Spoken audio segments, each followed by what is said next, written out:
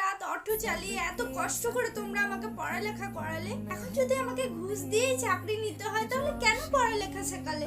তাহলে তো ঘুষের টাকাটাই জোগাড় করতে পারতে।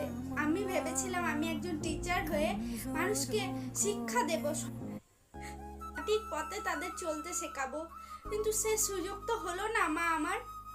তোর বাবা কত আশা নিয়ে বসে আছে যে তুই চাকরি করে আমাদের দুঃখ দূর করবি। ও সবাইকে বলে যে আমার মেয়ে কদিন পরেই চাকরি পাবে। ওর মুখটা কি হবে রে? ম্যাডামকে ওর ছেলে তার কাছে নিয়ে চলে যাবে, আমার কাজটাও আর বেশি দিন নেই রে। কিভাবে চলবে আমাদের সংসার? তোর বাবা একা কি টানতে পারবে ওই অটো চালিয়ে?